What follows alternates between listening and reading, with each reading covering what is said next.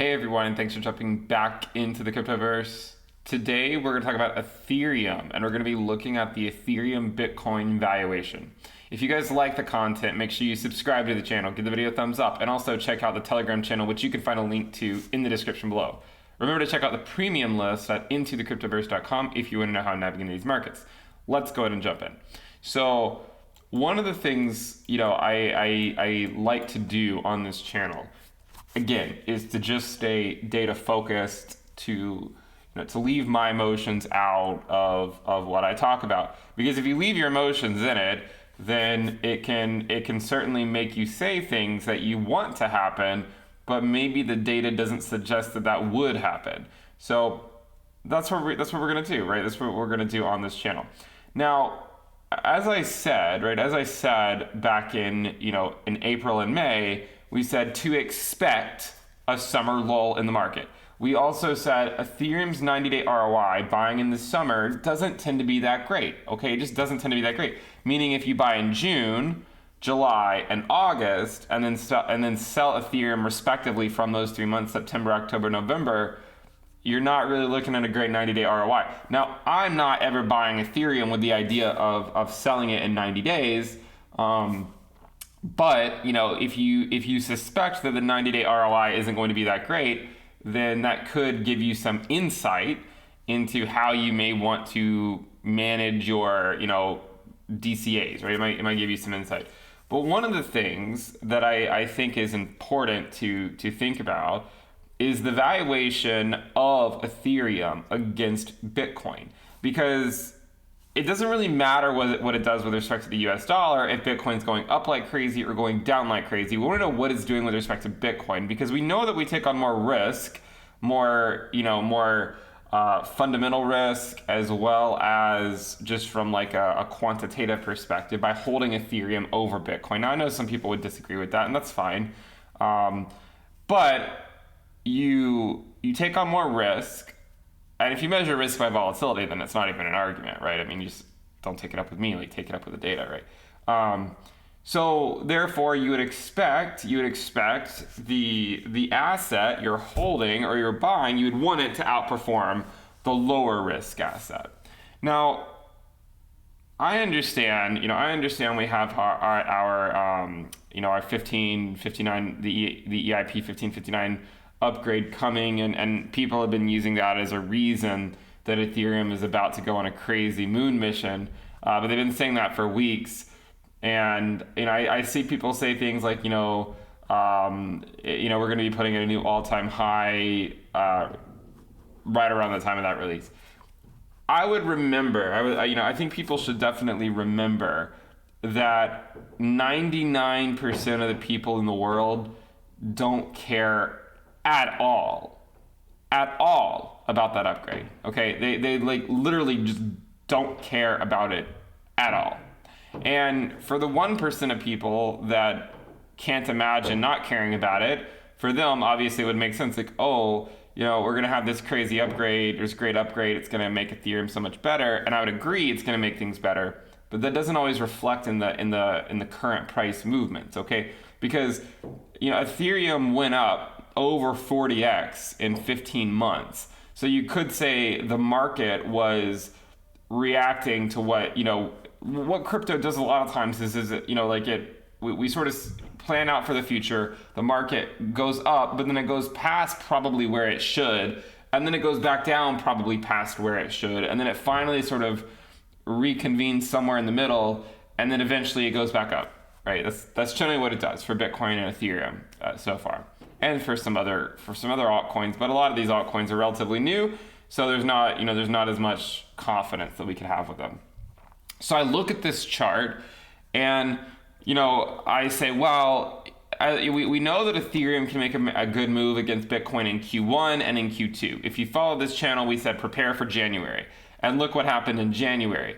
I mean, Ethereum took off against Bitcoin. It came back down in March, but then it continued on in the second quarter. We've seen that before. We've seen this many times before, where it takes off in January and it comes back down, and then in the second quarter goes back up, and then it bleeds. And it bleeds longer than people might think it would against Bitcoin. Remember, this is against Bitcoin, not against the US dollar.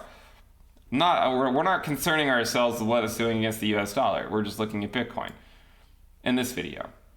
So you can see that it bled against Bitcoin until December. So when it had this crazy move here, it then subsequently bled until December and did not make another move up until December/January.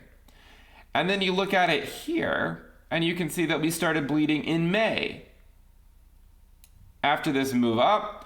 And then we started bleeding in late or in early February or so, but then we had another move up. But then we still bled all the way until, you guessed it, December, before we had another move back up.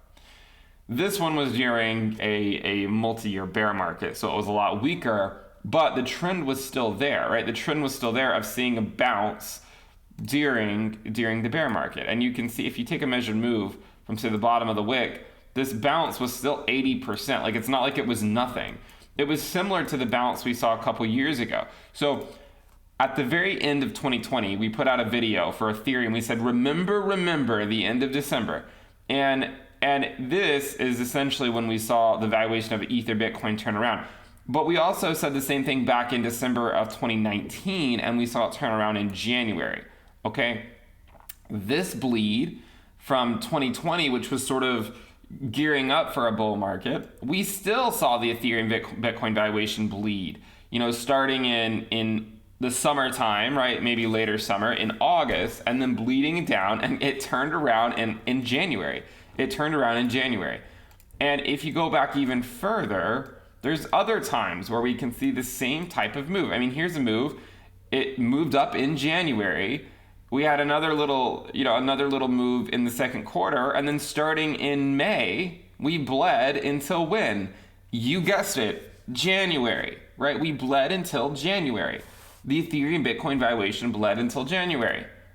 So then we go over here, and I say, I would love for Ethereum to put in new all-time highs. I would love it. I mean, I just also look at this chart and say, well, if we stick just to the data, typically after a Q1 move and a Q2 move, and also remembering that the summer 90-day ROI on Ethereum against the US dollar it doesn't tend to be that great. I mean, it averages around 1, so some years it's a little bit better than others.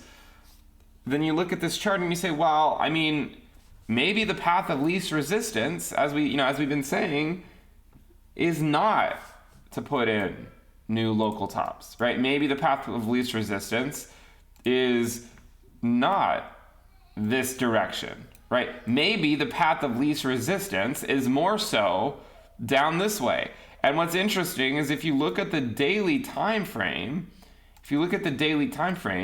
and you just sort of connect the candles here and you follow the line, where does it potentially converge to? The beginning of January. So, I don't mean to sound like a broken record, and there's so much more that could happen this year that could completely change this analysis. I mean, like, for instance, if in September, Bitcoin gets back above the 20-week SMA and is putting in new all-time highs, and then in October or November it's settled down, then maybe we would expect the Ethereum Bitcoin valuation to take off before Q1 of 2022.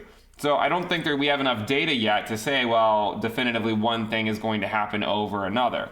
But we should also be pragmatic in our approach and recognize that historically speaking, after a major run by Ethereum's valuation against Bitcoin in Q1 and Q2, Q3 and Q4 don't tend to be that great.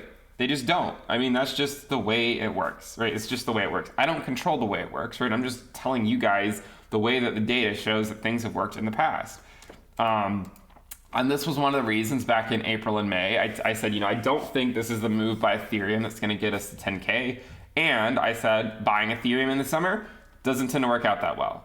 It's not that it always works out terribly. It's just that I wouldn't have your short-term expectations super high. Like, we're not going to be drawing houses, if you guys remember doing that on the live streams. We're not going to be doing that likely as we continue on in the summer and even head into the fall. So I wouldn't expect that to occur. Okay, so That's what I'm looking at now. This is what I'm looking at.